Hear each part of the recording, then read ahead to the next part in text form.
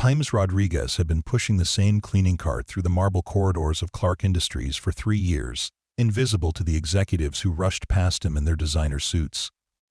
He was just the janitor who emptied their trash bins and mopped their floors. But when the company's $25 million corporate jet engine suddenly died during the annual investor showcase, CEO Victoria Clarke pointed at him and laughed, making a bet that would expose a secret quaff James had buried with his wife. What happened next in that hangar would shake the very foundations of everything Victoria thought she knew about worth, respect, and the people she walked past every single day. Before we carry on, please hit the subscribe button to make my day, and let me know where you are watching from in the comments. The morning of April 15th started like any other for James Rodriguez.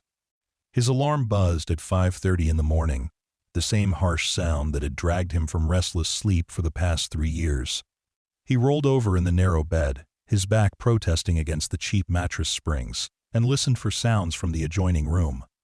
Through the thin walls of their cramped apartment, he could hear his 8-year-old daughter Sophia breathing deeply in her sleep, the soft whistle through her nose that always reminded him of her mother. Maria had made that same sound when she slept, a gentle rhythm that had lulled him to sleep for 7 beautiful years before the cancer took her away.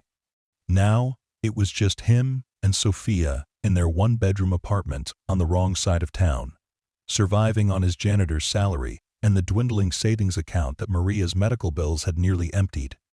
James pulled himself out of bed and padded quietly to the kitchen, a space so small he could touch both walls by extending his arms. The coffee maker, a wedding gift that had somehow survived their moves from the suburban house to this place, gurgled to life. While it brewed, he prepared Sophia's lunch, carefully counting out the slices of turkey and the crackers, making sure there was enough for a growing girl, but not so much that it would strain their grocery budget. The photograph on the refrigerator caught his eye, as it did every morning. Maria smiled back at him from their wedding day, her dark hair cascading over the shoulders of her simple white dress. Behind them, barely visible in the background, stood the hangar where James had worked as a senior aircraft mechanic for Meridian Aviation. He had been 26 then, full of dreams about starting his own aviation repair business, about building something that would make Maria proud. The picture had been taken just outside the hangar after their courthouse ceremony, with his co-workers cheering in their grease-stained coveralls. Those days felt like someone else's life now. James had been one of the best mechanics on the West Coast, specializing in corporate jets and private aircraft. His hands could diagnose problems that stumped senior engineers, and he had an intuitive understanding of engine systems that had earned him respect throughout the aviation industry. But when Maria's diagnosis came, everything changed. The medical appointments, the chemotherapy sessions, the nights spent holding her hand in sterile hospital rooms, had made it impossible to maintain the demanding schedule of aviation work. He had taken leave, then extended leave, and finally resigned to become her full-time caregiver. After she passed, he had tried to return to aviation, but 3 years away from the field had left him behind the technological curve. Newer engine systems, updated safety protocols, and a job market flooded with younger mechanics made it nearly impossible to find work at his previous level. The bills kept coming. Sophia needed stability, and the janitorial position at Clarke Industries had offered steady pay with health insurance. It wasn't glamorous, but it kept them afloat.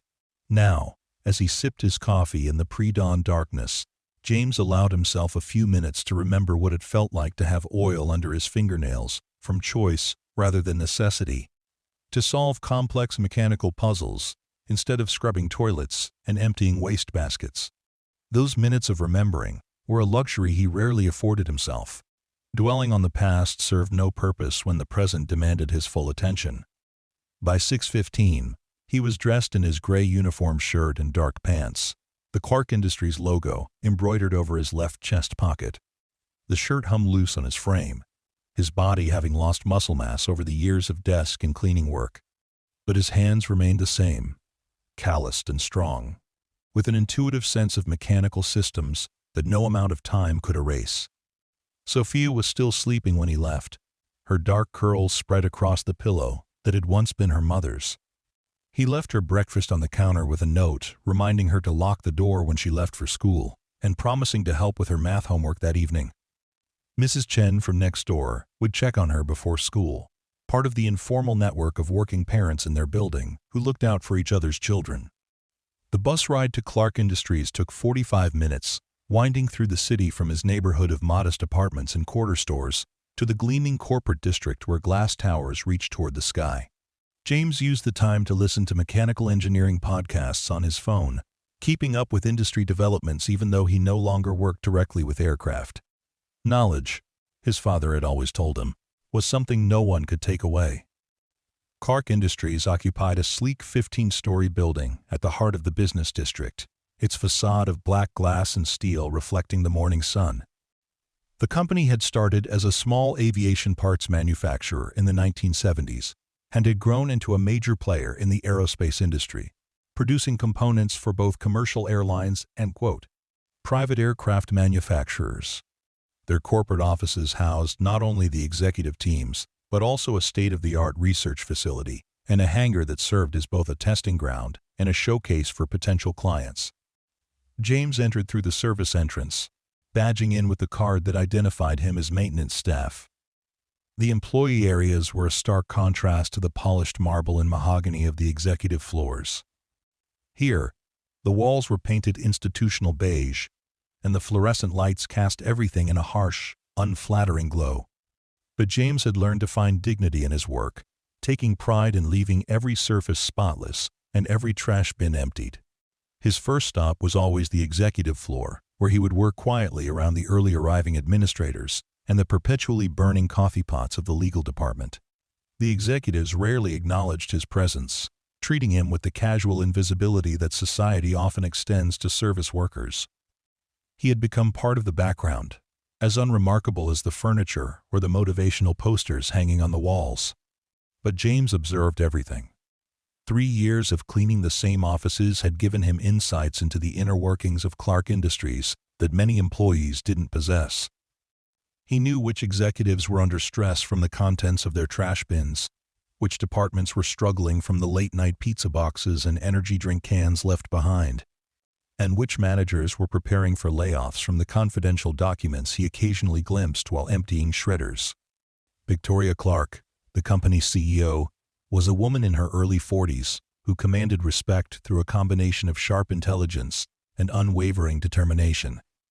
She had inherited the company from her father, but had proven herself by expanding its operations and increasing profits by over 300% in her 10 years at the helm. James had cleaned her office hundreds of times, had observed her through the glass walls during heated phone calls with suppliers and tense negotiations with potential clients. She was known throughout the company for her direct communication style and her intolerance for excuses or inefficiency. Employees either thrived under her leadership or quickly found positions elsewhere. James had heard her speaking passionately about aviation technology, about the future of sustainable aircraft design, and about maintaining Clarke Industries' reputation for innovation and reliability. Despite her sometimes brusque manner, he respected her dedication to the company and her obvious expertise in the field. This particular morning carried an undercurrent of excitement and tension throughout the building. Clarke Industries was hosting its annual Investor Showcase, a carefully orchestrated event designed to demonstrate the company's capabilities and secure funding for new projects.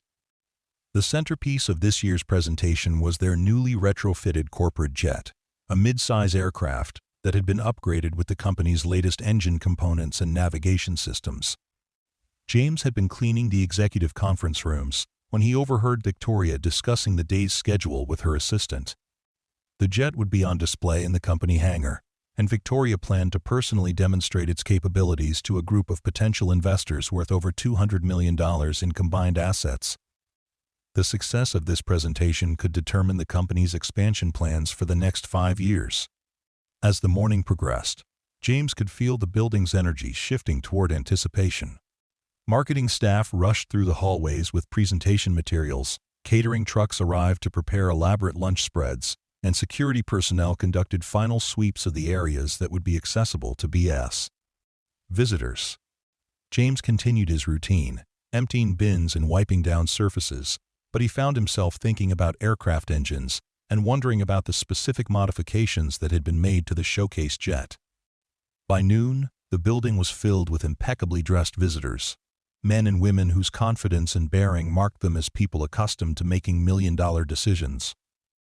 James observed them from the periphery as they toured the facilities, nodding appreciatively at displays of the company's latest innovations. Victoria moved among them with practiced ease, explaining technical specifications and answering questions with the fluency of someone who had spent decades in the aviation industry. The group eventually made their way toward the hangar, and James found himself with an unusual opportunity. His afternoon cleaning schedule included the hangar facilities, and the timing meant he would be present during the aircraft demonstration. Normally, he would have been instructed to avoid the area during such an important presentation, but the security coordinator had overlooked updating the maintenance staff schedule. The hangar was an impressive space, large enough to house 2 full-size aircraft with room for maintenance equipment and testing apparatus. The showcase jet sat in the center, its metallic surface gleaming under the overhead lights. The aircraft was a beautiful piece of engineering, sleek and modern, representing the pinnacle of private aviation technology. James positioned himself near the maintenance area, ostensibly organizing cleaning supplies, but actually listening to Victoria's presentation. She spoke knowledgeably about the aircraft's capabilities, the improvements in fuel efficiency achieved through the new engine components, and the advanced navigation systems that made the jet suitable for international travel. Her audience listened attentively, occasionally asking technical questions that Victoria answered with impressive expertise. "The real proof of our innovations," Victoria announced, "is in performance. This aircraft represents a 30% improvement in fuel efficiency over comparable models, achieved through our proprietary engine modifications and aerodynamic enhancements." She gestured toward the aircraft with obvious pride. "We've invested over $8 million in research and development to create these improvements. The return on investment for our clients is substantial, with operational cost savings that pay for the upgrade within 18 months of normal use." One of the investors, a distinguished man in his 60s, stepped closer to examine the engine housing. "The specifications are impressive on paper, but how do we know these modifications will perform reliably in real-world conditions?" Victoria smiled confidently. "That's exactly what we're here to demonstrate. Our pilot is preparing for a brief flight that will showcase the aircraft's capabilities. You'll be able to observe the engine performance data in real time and see for yourselves how these innovations translate into practical advantages." The group moved toward the aircraft as a pilot in a crisp white shirt and black pants conducted his pre-flight inspection. James recognized him as Captain Richards, a veteran aviator who had been with Clarke Industries for over a decade. Richards was methodical in his approach, checking systems and reviewing safety protocols with the thoroughness that marked experienced pilots. As the group gathered around the aircraft, Captain Richards initiated the engine start sequence. The turbine began to spin, producing the familiar whine of a jet engine coming to life. But instead of the smooth acceleration to idle power that should have followed, the engine produced a series of irregular sounds, sputtered, and died. The hangar fell silent except for the echo of the failed engine start bouncing off the concrete walls. Captain Richards tried the sequence again, with the same result.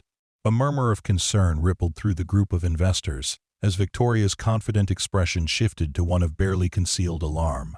"Just a minor technical issue," Victoria announced, her voice maintaining its professional tone despite the obvious problem.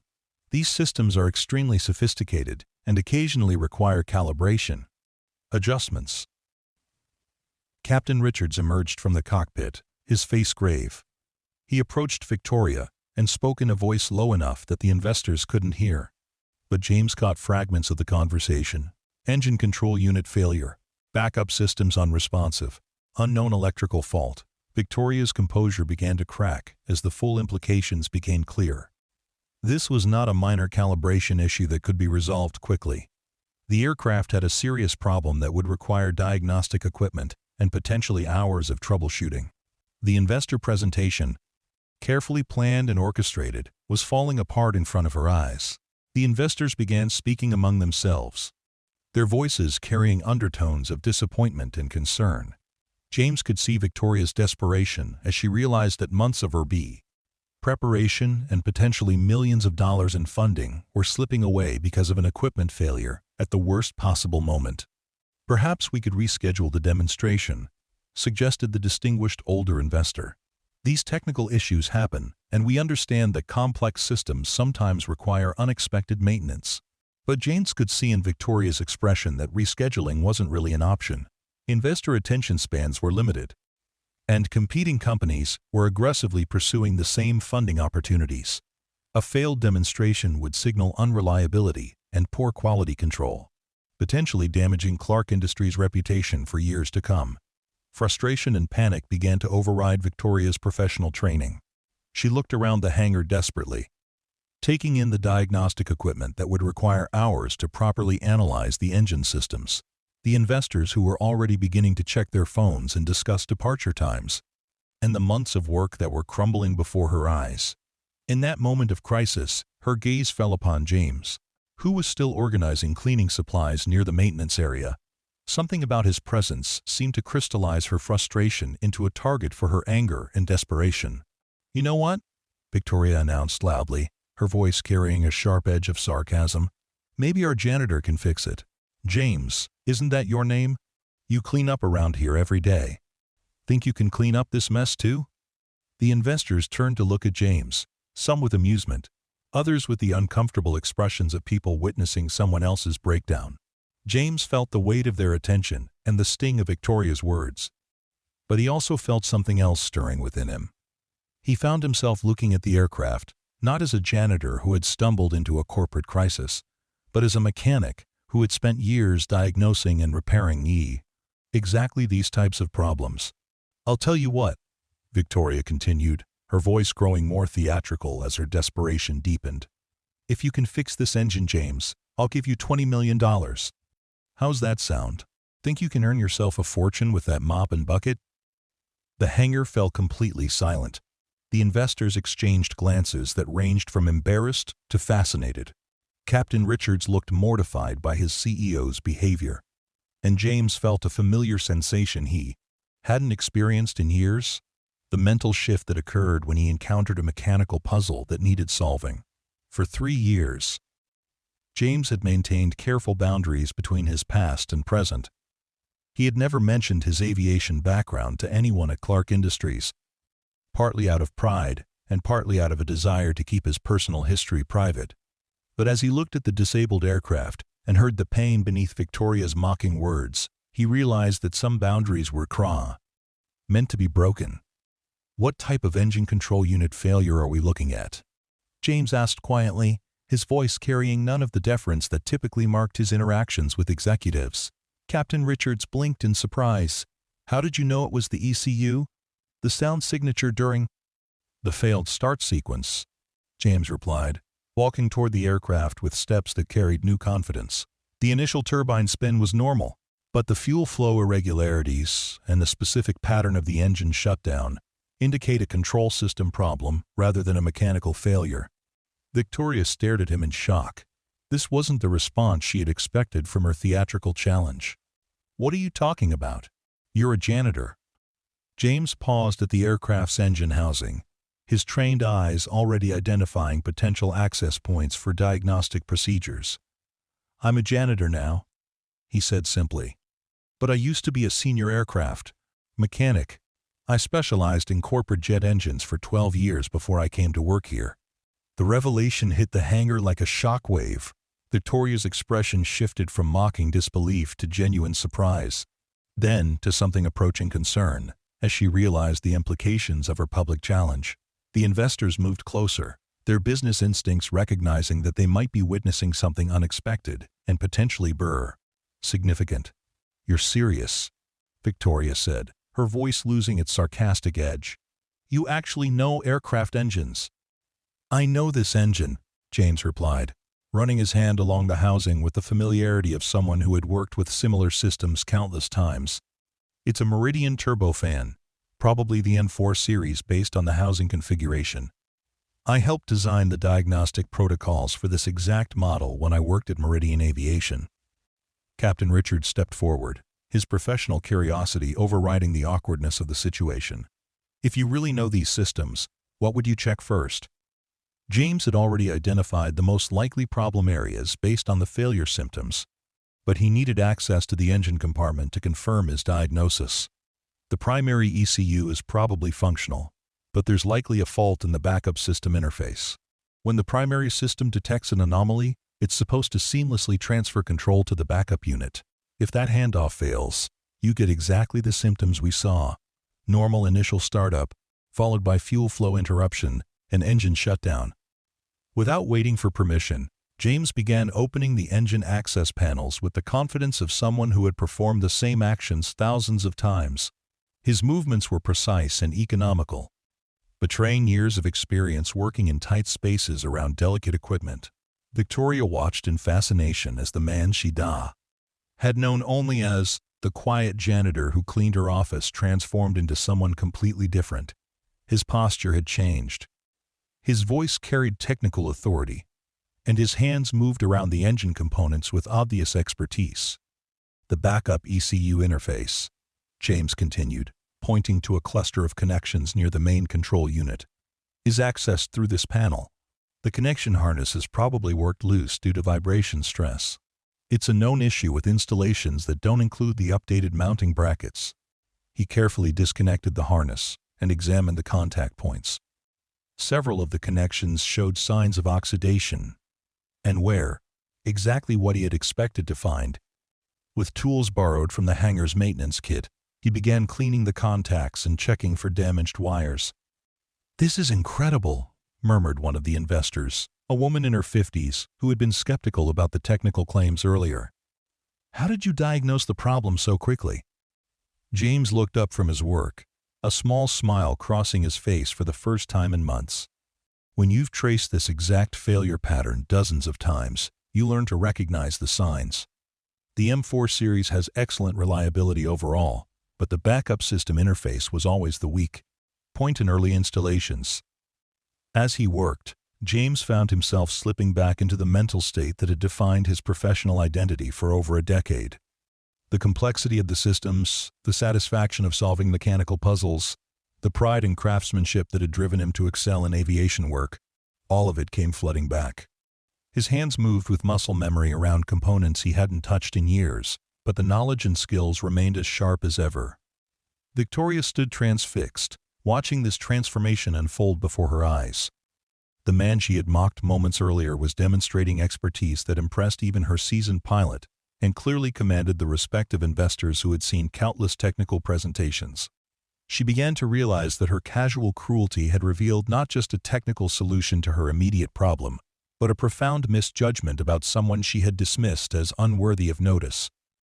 "There," James announced, reconnecting the cleaned and properly seated harness connections. "The backup system interface should be functional now. The primary ECU will still need to be recalibrated, but the aircraft should start normally and operate within standard parameters." Captain Richards moved toward the cockpit. "Mind if I test your theory?" "Please do," James replied, stepping back from the engine compartment but remaining close enough to monitor the startup sequence. The pilot initiated the engine start procedures, and this time, the turbines spun up smoothly, progressing through the normal acceleration curve to stable idle power. The irregular sounds and stuttering that had marked the earlier attempts were gone, replaced by the steady, confident roar of a properly functioning jet engine.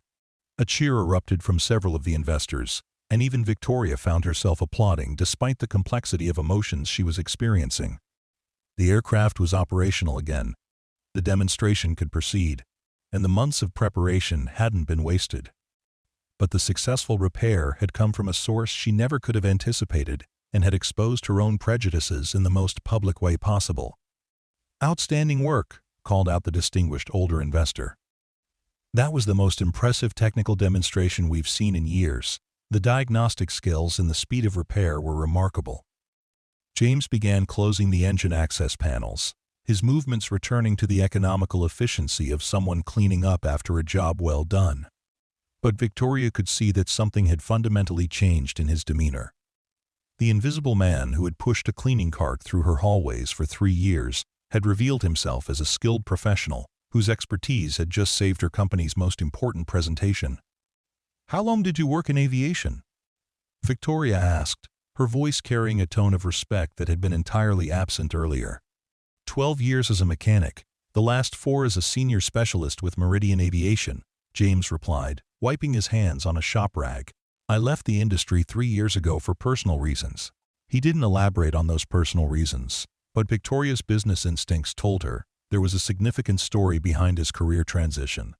People didn't typically leave senior positions in specialized technical fields to take janitorial jobs without compelling circumstances. Captain Richards rejoined the group, his expression mixing professional admiration with obvious curiosity. Those diagnostic skills don't come from textbook learning. You've clearly worked on a lot of engines to recognize that failure pattern so quickly. More than I'd like to remember, James replied with a slight smile. The M400 series was notorious for interface problems when it first came to market. I probably traced that exact fault 50 times in my last 2 years at Meridian. The group of investors had moved closer during the repair process, and James found himself answering technical questions about engine reliability, maintenance intervals, and performance characteristics. His responses demonstrated not just technical knowledge, but practical experience with real-world applications that impressed everyone present. Victoria realized she was watching a completely different person than the one she had known for 3 years. This James spoke with confidence about complex systems, anticipated follow-up questions, and provided insights that reflected years of hands-on experience. The transformation was so complete that she began to question her own perceptions and judgment in ways that were deeply uncomfortable. The demonstration can proceed as scheduled, Captain Richards announced. All systems are showing normal parameters, and the engine is performing within expected specifications. The investor presentation continued, but the dynamic had fundamentally changed. The aircraft's capabilities were no longer the primary focus of attention. Instead, the investors found themselves discussing the diagnostic skills they had witnessed and the implications of having such expertise available within the company's workforce. Victoria conducted the rest of the presentation professionally, but her thoughts kept returning to the morning's revelations. She had built her career on recognizing talent and maximizing human resources, yet she had completely overlooked substantial expertise within her own organization. The oversight represented a failure of leadership that she found deeply troubling. As the aircraft taxied out for its demonstration flight, Victoria found herself walking alongside James as he gathered the tools he had used for the repair. "I owe you an apology," she said quietly, her voice carrying none of the corporate authority that usually marked her interactions with employees. "What I said earlier was unprofessional and disrespectful. You saved our presentation and probably saved the company from significant embarrassment." James paused in his cleanup efforts and looked directly at her for the first time in their 3 years of working in the same building. "I accept your apology, Ms. Clarke, but I should clarify something. I didn't fix that engine because of your $20 million offer. And I'm not looking for recognition or advancement. I have a daughter to support, and I need this job for the health insurance and stable income it provides." His words carried a dignity and clarity that Victoria found both admirable and humbling. This was a man who had revealed extraordinary capabilities, not for personal gain, but because the situation required his expertise. The contrast with her own motivations and behavior was stark and uncomfortable. "But you clearly have skills that the company could utilize more effectively," Victoria continued. "We have openings in our engineering department, positions that would make better use of your background and presumably offer better compensation." James shook his head with a sad smile. "I appreciate the thought, but aviation work requires current certifications and continuous training that I can't maintain while raising a daughter as a single parent. The irregular hours, the travel requirements, the ongoing education obligations, they're not compatible with my responsibilities at home." End quote. Victoria began to understand the personal circumstances that had led to James's career transition. The picture of a skilled professional making sacrifices for family responsibilities was one she recognized from her own observations of employees who struggled to balance demanding careers with personal obligations. "What if we could structure something differently?" she asked, her business mind beginning to explore possibilities. "Part-time consulting, flexible hours, work that could be done primarily during normal business hours?" "Ms. Clarke," James replied gently, "I appreciate what you're trying to do, But I learned a long time ago that life rarely offers perfect solutions. I have a good job that allows me to support my daughter and be present for her when she needs me. That's worth more than any amount of career advancement. The aircraft had returned from its successful demonstration flight, and the investors were preparing to depart. Several of them approached James to thank him personally for his assistance and to express their admiration for his technical skills. Victoria watched these interactions with growing respect for the man she had so badly misjudged. As the hangar emptied and normal operations resumed, Victoria found herself alone with James as he completed his cleaning routine. The irony wasn't lost on her that he was returning to the same janitorial duties that had defined their relationship for 3 years, despite having demonstrated capabilities that had impressed seasoned aviation professionals. "I want you to know," Victoria said, "that what happened here today has given me a lot to think about. Not just about you, but about how I view the people who work for this company." James nodded thoughtfully as he organized his cleaning supplies. "We all have stories, Ms. Clarke. Most people are more complex and capable than they appear on the surface. I learned that lesson myself when my circumstances changed and I had to start over in a different field." "Tell me about your daughter," Victoria said, genuinely curious about the personal motivations that had driven his career decisions. James's face lit up with unmistakable pride and affection. "Sophia is 8 years old, incredibly bright, and the center of my world. She wants to be a pilot when she grows up, which I find both terrifying and wonderful. She's the reason I get up every morning, and the reason every decision I make has to be measured against what's best for her future." The love in his voice was unmistakable, and Victoria realized she was seeing yet another dimension of this man she had completely overlooked. The skilled mechanic was also a devoted father, whose priorities had led him to choose stability over career advancement. "She's lucky to have a father who puts her needs first," Victoria said, thinking about her own relationship with her teenage son and the career demands that often kept her away from important moments in his life. "I'm the lucky one," James replied. "She gives my life meaning in ways that no job ever could." As James prepared to leave the hangar and return to his regular duties, Victoria realized that the day's events had fundamentally changed her perspective on leadership, judgment, and the value of every individual present within her organization. The man pushing a cleaning cart through her hallways was not just a maintenance worker, but a skilled professional, a devoted father, and someone whose quiet dignity had taught her valuable lessons about assumptions and respect. Over the following days, word of the hangar incident spread throughout Clarke Industries. The story of the janitor who had diagnosed and repaired a complex engine failure became part of company lore, told and retold with varying degrees of accuracy and embellishment. But for those who had witnessed it firsthand, the event represented something more significant than a technical success story. Victoria found herself paying attention to employees she had previously overlooked, wondering what stories and capabilities she might have missed through inattention or prejudice. She instituted new policies encouraging cross-departmental communication and skills assessment, recognizing that valuable expertise might exist in unexpected places throughout the organization. James returned to his janitorial duties with the same quiet professionalism he had always demonstrated, but his relationship with Victoria and several other employees had fundamentally changed. He was no longer invisible, and his technical expertise became an informal resource for troubleshooting and problem-solving throughout the company. More importantly, the events in the hangar had reminded James of professional skills and satisfactions he had buried along with his grief. While he remained committed to his current position for practical reasons, he began exploring ways to incorporate his aviation knowledge into his life through volunteer work with youth aviation programs and online consulting for small aircraft operators. Sophia noticed the change in her father's demeanor, the return of a confidence and enthusiasm she had rarely seen since her mother's death. When he helped her with science projects or explained how airplanes worked, she could see glimpses of the man he had been before. Loss and responsibility had narrowed his world to survival and caretaking. 6 months later, Victoria implemented a new employee development program designed to identify and utilize hidden talents throughout the organization.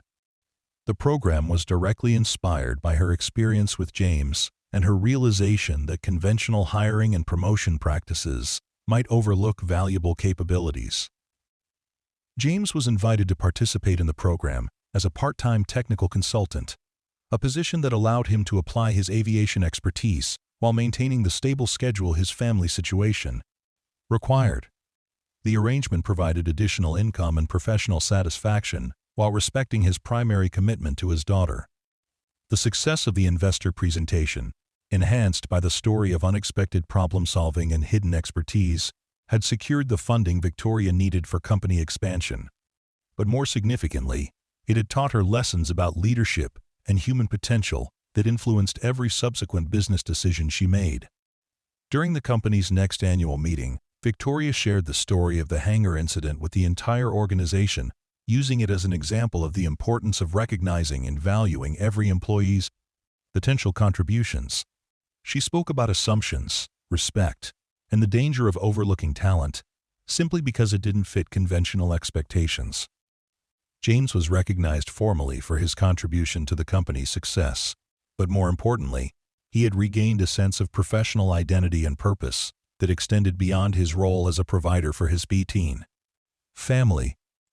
The skills that had once defined him were no longer buried in the past, but had become part of a more complex and satisfying present. As Sophia grew older and more independent, James began taking on additional consulting projects and considering the possibility of eventually returning to aviation work in some capacity. The experience in the hangar had reminded him that professional fulfillment and family responsibility didn't have to be mutually exclusive, that with creativity and flexibility, it might be possible to honor both priorities. Victoria's leadership style evolved as well, influenced by her understanding of the complex motivations and circumstances that shaped her employees' lives. She became known throughout the industry, not just for business acumen, but for her commitment to recognizing and developing human potential in all its forms. The corporate jet that had nearly derailed the investor presentation became a symbol within Clarke Industries of the importance of preparation, backup systems, and the value of diverse expertise. But for Victoria and James, it represented something more personal, a moment of transformation that had revealed hidden depths in both of them. Years later, when Sofia Rodriguez graduated from the Air Force Academy and became the pilot she had dreamed of being, she credited her father's example of quiet competence and dedication with inspiring her achievements. She had grown up understanding that true success meant not just pursuing your own dreams, but taking responsibility for the people who depended on you. Victoria, who had built her career on recognizing business opportunities and maximizing resources, came to understand that her most important discovery hadn't been a market trend or technological innovation, but the realization that value and worth existed in forms she had trained herself not to see. The man who cleaned her office had taught her more about leadership than any business school or corporate seminar ever could. The hangar where James had demonstrated his hidden expertise remained a reminder to everyone at Clarke Industries that appearances could be deceiving, that talent came in unexpected forms, and that the most important lessons often emerged from moments of crisis when people revealed who they truly were beneath the roles society had assigned them. In the end, the $20 million promise that Victoria had made in desperation and mockery became a metaphor for something more valuable than money. The recognition that every person carried worth that extended far beyond their job description or social status. James had fixed more than just an engine that day. He had repaired assumptions, challenged prejudices, and demonstrated that dignity and capability could flourish in the most unlikely circumstances. The story became part of Clarke Industries' corporate culture, told to new employees as an example of the company's values and commitment to recognizing potential wherever it might exist.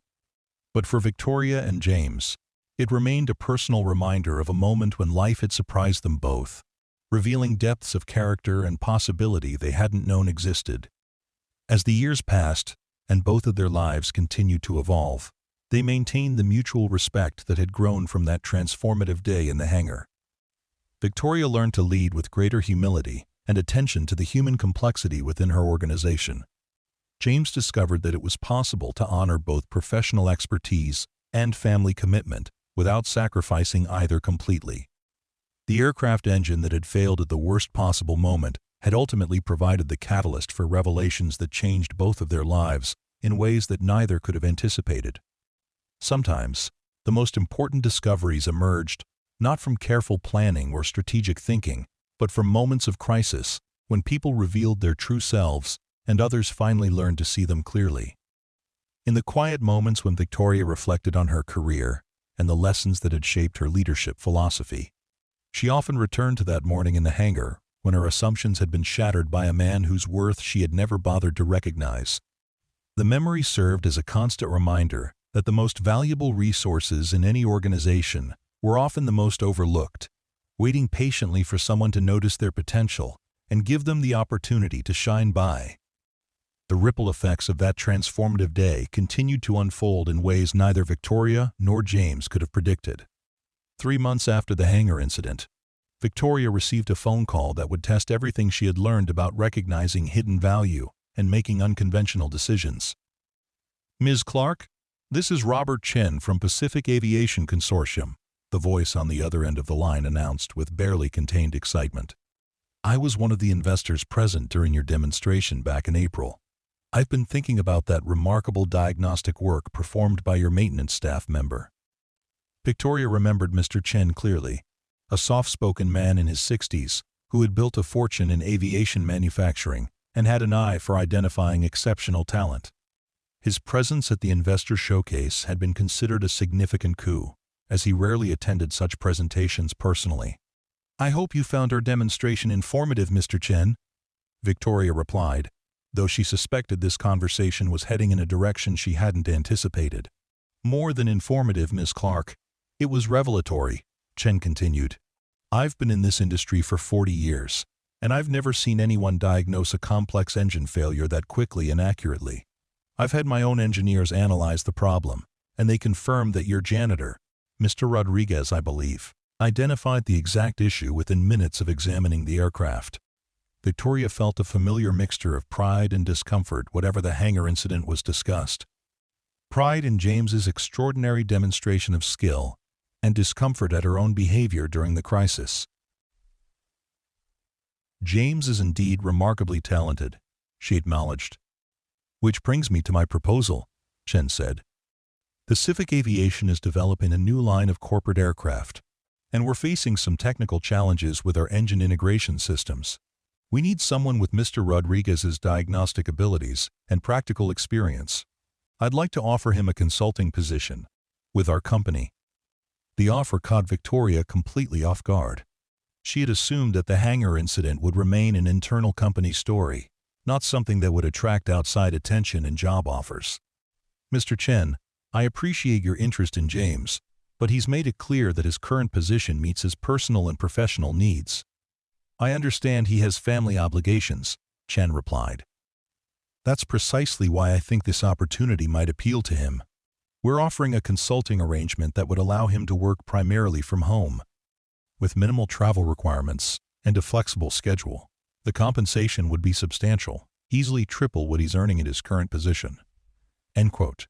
After ending the call, Victoria found herself walking through the building toward the maintenance areas, where James would be conducting his afternoon cleaning routine. She had grown accustomed to these informal conversations with him, discussions that ranged from technical topics to family matters, and often left her with new perspectives on leadership and priorities. She found him in the executive conference room, methodically wiping down the mahogany table and arranging chairs with the same attention to detail he brought to all his work.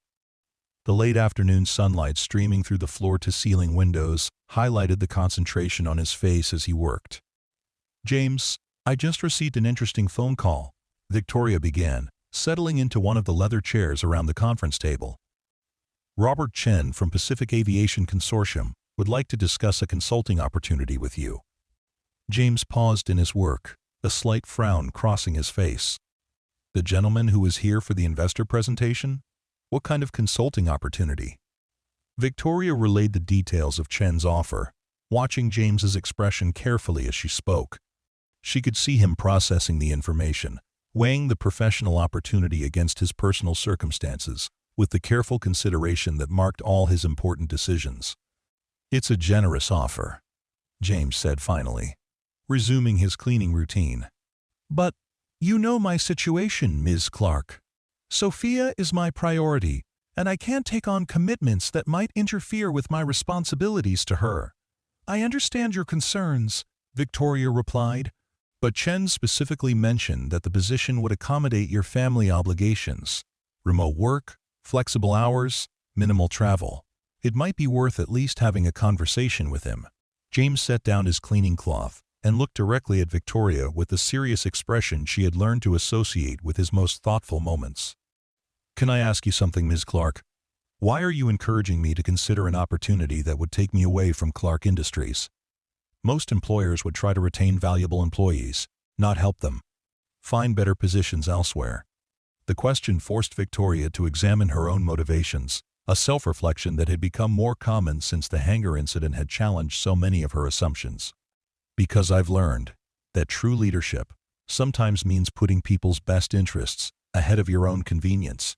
You have extraordinary skills that aren't being fully utilized here, and you deserve opportunities that match your capabilities." James smiled, that expression of genuine warmth that had become more frequent in their interactions over the past few months. "That's very generous of you. But I've also learned something important since I started working here. Job satisfaction isn't just about using all your skills or maximizing your income. It's about finding work that allows you to be the person you want to be." End quote. Their conversation was interrupted by Victoria's assistant, who appeared in the doorway with an apologetic expression. "Ms. Clarke, I'm sorry to disturb you, but there's an urgent call from the FAA regarding the certification review for the engine modifications we demonstrated." Victoria excused herself to take the call, but the conversation with James continued to occupy her thoughts throughout the rest of the day. His perspective on job satisfaction and life balance represented a philosophy that challenged many of the career-focused assumptions that had guided her own professional development. That evening, Victoria found herself working late in her office, reviewing reports and preparing for the following day's meetings. The building was nearly empty, with only security personnel and the overnight maintenance crew present. Through her office windows, she could see the lights of the city stretching toward the horizon, a vista that usually filled her with satisfaction about her professional achievements. But tonight, her thoughts kept returning to James's words about being the person you want to be. She had built her career on maximizing potential and pursuing opportunities for advancement, yet she was beginning to question whether constant striving for more was always the path to fulfillment. A soft knock on her office door interrupted her reflections. James stood in the doorway with his cleaning cart, prepared to conduct his nightly routine of emptying waste baskets and wiping down surfaces. "I don't want to disturb you if you're busy," he said, noting the stack of reports covering her desk. "Please, come in," Victoria replied, welcoming the interruption. "I've been thinking about our conversation this afternoon, and I'm curious about something. You mentioned that job satisfaction is about being the person you want to be. What does that mean to you?" James began his cleaning routine while considering his response, his movements economical and practiced. "When Maria was sick, I learned that life has a way of stripping away everything that isn't essential. Career ambitions, professional recognition, financial goals, all of that became secondary to being present for someone who needed me." He paused in his work, his expression growing contemplative. "After she died, I had to rebuild my sense of identity and purpose. I discovered that the person I wanted to be was someone Sophia could depend on completely. Someone who would always put her needs first. That became more important to me than any professional achievement." Victoria found herself deeply moved by his honesty and the clarity of his priorities. "But don't you miss the intellectual challenges of aviation work? The satisfaction of solving complex problems?" "Of course I do," James acknowledged. "But I've found ways to incorporate those interests into my life without compromising my primary responsibilities. I volunteer with the youth aviation program at the community college. Help young people understand aircraft systems and maintenance procedures. It gives me professional satisfaction while also contributing to Sophia's community." End quote. As he spoke, Victoria realized she was witnessing something she rarely encountered in the corporate world. A person who had consciously chosen meaning over advancement and had found genuine peace with that decision. The contrast with her own restless ambition was striking and somewhat unsettling. The consulting opportunity with Pacific Aviation, James continued, would certainly provide more income and professional recognition, but it would also introduce uncertainties and pressures that could affect my ability to be the parent Sophia needs.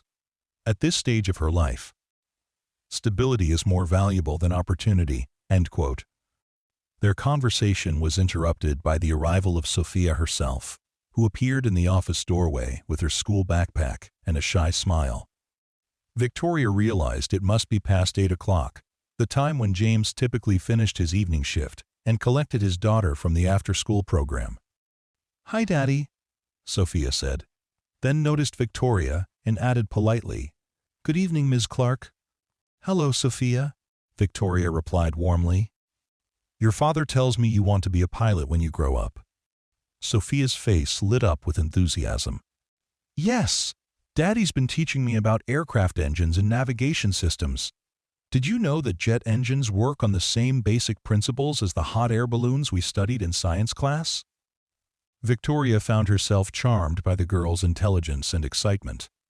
She could see James's influence in Sophia's confident manner and her obvious fascination with technical subjects. The love between father and daughter was evident in their interactions, the easy familiarity of people who had learned to depend on each other completely. "Daddy fixed an airplane engine here a few months ago," Sophia continued proudly. "He says it's important to help people when you have skills they need, even if it's not your regular job." The innocence of Sophia's observation struck Victoria with unexpected force. Through a child's eyes, James's actions in the hangar had been simply about helping people, not about career advancement or professional recognition. The purity of that motivation highlighted the complexity of Victoria's own relationship with achievement and success. As James gathered his cleaning supplies and prepared to leave with Sophia, Victoria found herself making an impulsive decision. "James, would you and Sophia like to join me for dinner this weekend? I'd enjoy hearing more about your aviation volunteer work, and I suspect Sophia might have some interesting questions about running a company."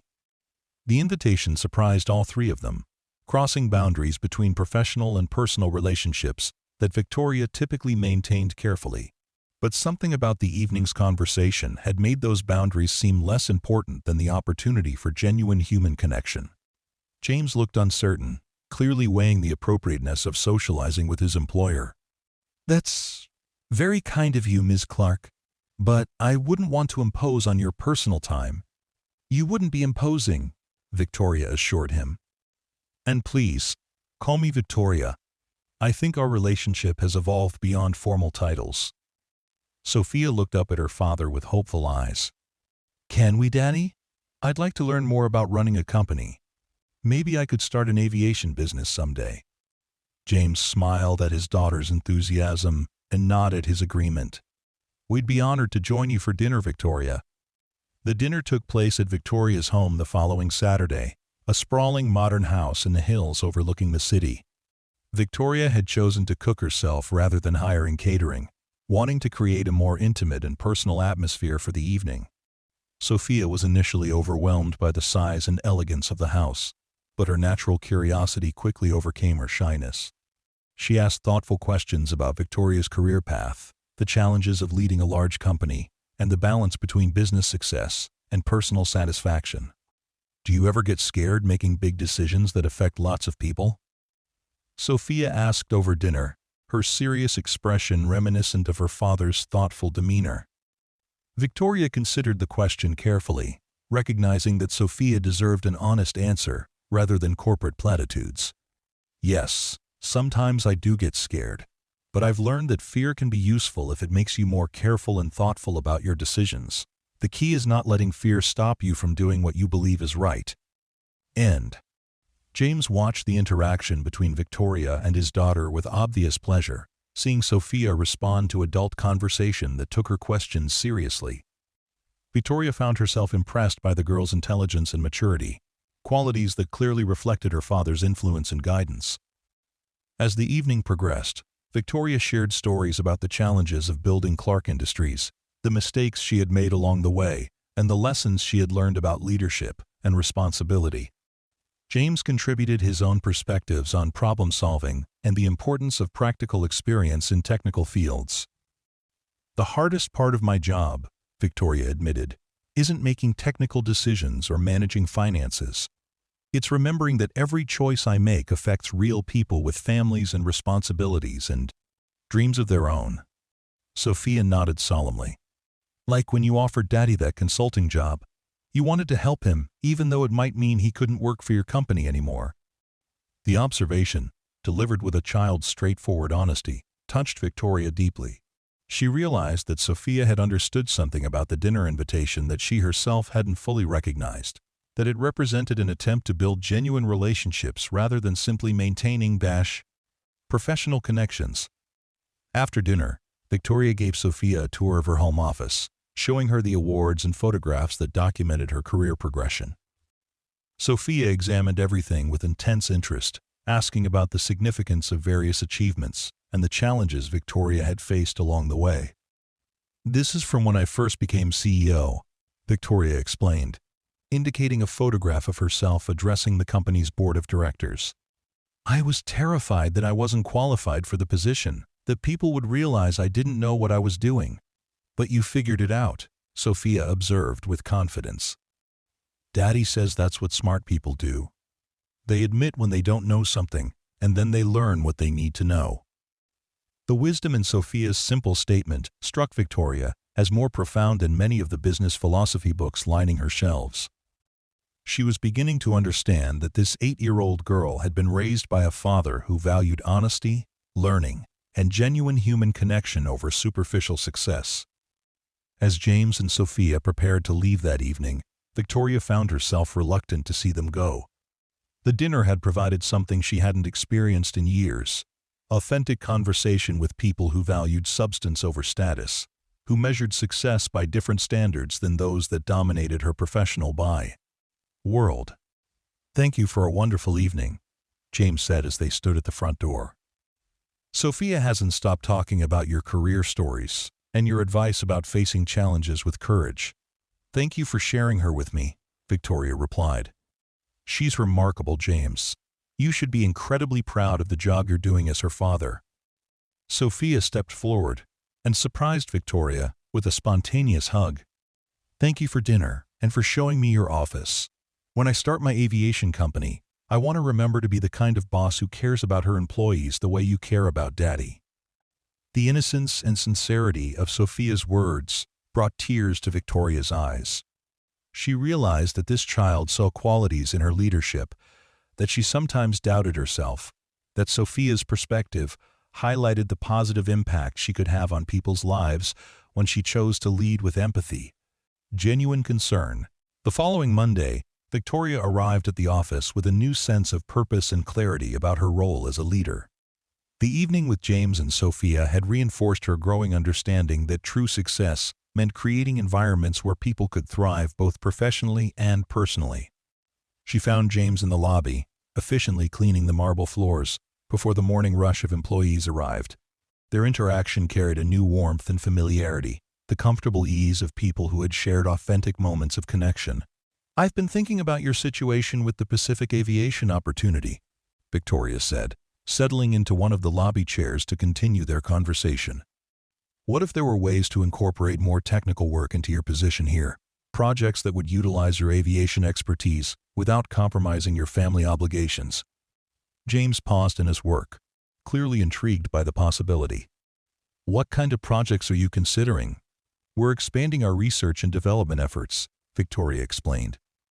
"There's growing demand for consultation on engine modification projects, diagnostic protocols, and quality assurance programs. Much of that work could be done during regular business hours, right here in the BA building." The proposal represented something Victoria had never considered before the hangar incident: creating a customized position that acknowledged an employee's unique circumstances while maximizing their potential BA contributions. It challenged conventional organizational structures, but aligned perfectly with her evolving philosophy about recognizing and developing human potential. James considered the offer thoughtfully, his expression revealing the internal debate between professional desire and personal responsibility that had shaped so many of his decisions over the past 3 years. That's an intriguing possibility. Could you give me some time to think about it and discuss it with Sophia?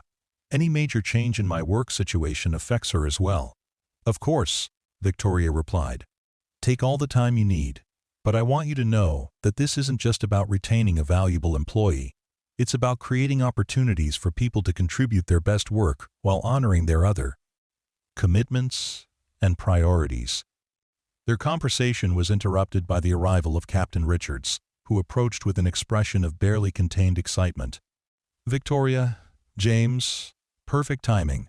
I just received word that the FAA has fast-tracked approval for our engine modification certification based on the diagnostic documentation from our CT investor demonstration. The news represented a significant victory for Clarke Industries, potentially opening new markets and revenue streams for the company's aviation products. But Victoria found herself more interested in James's reaction to the announcement than in the business implications. That's excellent news, James replied with genuine enthusiasm. The diagnostic protocols we developed after the hangar incident should provide a solid foundation for ongoing quality assurance programs. Victoria noticed his use of we rather than I when referring to the diagnostic work, a linguistic choice that reflected his collaborative approach and lack of ego about his contributions. The contrast with the self-promotional tendencies she often observed in corporate environments was refreshing and admirable. Over the following weeks, Victoria worked with her Human Resources Department to develop a new position that would allow James to contribute his technical expertise while maintaining the flexibility he needed for his family responsibilities. The process required creative thinking about job classifications, reporting structures, and performance metrics, but it resulted in an innovative approach to employee development that other companies began studying and emulating. The position of technical diagnostics consultant was created specifically for James, combining elements of engineering consultation, quality assurance, and staff training. The role allowed him to work primarily during regular business hours, while providing occasional emergency technical support for critical projects. James accepted the position after careful consideration and lengthy discussions with Sophia about how the change might affect their routine and relationship. His decision was influenced not just by the professional opportunity, but by Victoria's demonstrated commitment to Bella, accommodating his priorities and creating a work environment that supported both his technical expertise and his parental responsibilities. The transition revealed aspects of James's personality and capabilities that had been invisible during his years as a janitor. His natural teaching abilities emerged as he developed training programs for junior technicians. His collaborative leadership style became evident as he worked with engineering teams on complex diagnostic challenges. His innovative problem-solving approach contributed to several breakthrough solutions for ongoing technical issues. Victoria observed these developments with satisfaction and a growing understanding of how much potential the company had been overlooking through conventional hiring and promotion practices. James's success in his new role validated her instincts about recognizing hidden talents and creating opportunities for people to contribute their unique capabilities. But perhaps the most significant change was in James himself.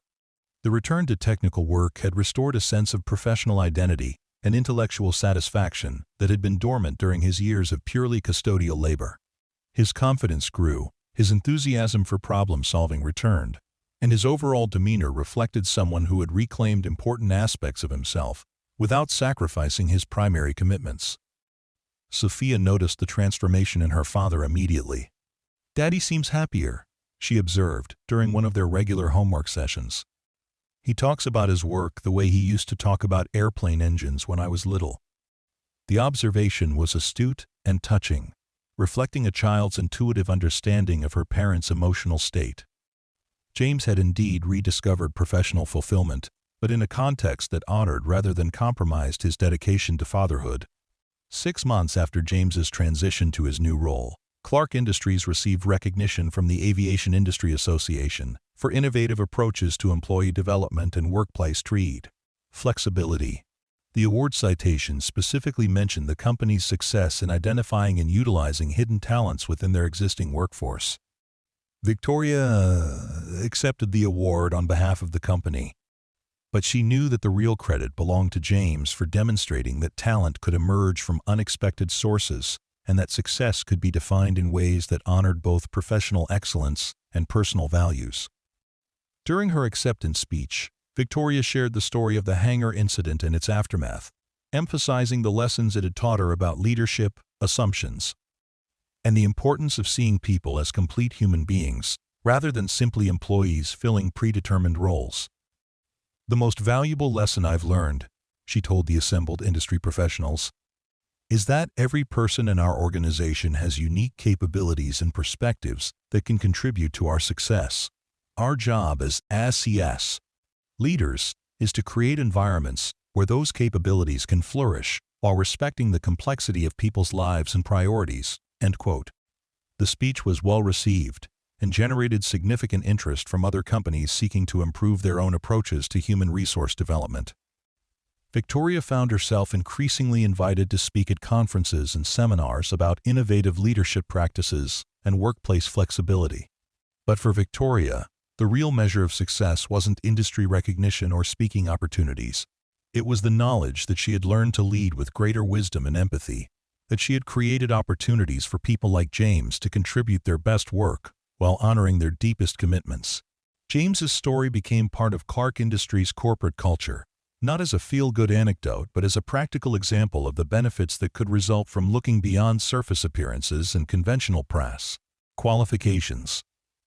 New employee orientation programs included discussions about recognizing potential in unexpected places and the importance of understanding the whole person behind every job title. The impact extended beyond Clarke Industries as well. James's volunteer work with youth aviation programs expanded into partnerships with local schools and community colleges, creating pathways for young people from diverse backgrounds to explore careers in aerospace and engineering. His story inspired other skilled professionals who had been underemployed due to life circumstances to pursue opportunities that better matched their capabilities. Sophia, now 10 years old, had grown into an articulate and confident young woman who spoke knowledgeably about aircraft systems, business leadership, and the importance of treating all people with dignity and, quote, respect. Her relationship with Victoria had deepened into a genuine mentorship, with regular conversations about career planning, educational goals, and leadership principles. "When I start my aviation company," Sophia announced during one of their dinner conversations, "I want to make sure I hire people for their potential, not just their current job titles. Daddy taught me that everyone has hidden talents if you take the time to notice them." Victoria smiled at Sophia's determination and idealism, recognizing in the young girl's words the best aspects of both her father's wisdom and her own evolving leadership philosophy. The child who had been shy and uncertain during their first dinner together had developed into someone who understood complex ideas about human potential and organizational leadership. As Clarke Industries continued to grow and evolve, the principles that had emerged from that transformative day in the hangar became embedded in every aspect of the company's operations. Hiring practices emphasized potential over pedigree, promotion decisions considered the whole person rather than just professional achievements, and workplace policies acknowledged that employees' lives extended far beyond their job responsibilities. The financial results validated Victoria's approach to leadership. Employee satisfaction scores reached record highs, retention rates improved significantly, and the company's reputation as an innovative and caring employer attracted top talent from across the industry. But more importantly, Victoria had created an organizational culture that honored human dignity and recognized the complex circumstances that shaped people's career decisions. James's influence on the company extended far beyond his technical contributions. His example of quiet competence, ethical behavior, and commitment to family values became part of the organization's identity. New employees learned not just about their job responsibilities, but about the importance of treating colleagues with respect, regardless of their position in the corporate hierarchy. The hangar where the original incident had occurred was eventually converted into a training facility for the company's employee development programs. A small plaque near the entrance commemorated the day when assumptions were challenged and hidden potential was revealed, serving as a daily reminder that the most important discoveries often came from the most unexpected sources. Years later, when business schools studied Clarke Industries as an example of innovative human resource practices, they focused on the measurable outcomes: improved productivity, reduced turnover, and enhanced asset profitability. But Victoria knew that the real story was more personal and profound. The recognition that every human being possessed dignity and worth that extended far beyond their economic utility. James had taught her that true leadership meant seeing people completely, understanding their circumstances and motivations, and creating opportunities for them to contribute their unique gifts while honoring their deepest priorities. Sophia had shown her that wisdom could emerge from innocence, that a child's perspective could illuminate truths that adults often overlooked in their pursuit of conventional success. The $20 million promise that Victoria had made in a moment of desperation and mockery had been fulfilled not through monetary payment, but through something more valuable: the recognition that human potential was the most precious resource any organization could possess, and that unlocking that potential required leaders who understood that every person's story was complex, worthy of respect, and capable of surprising everyone, including themselves.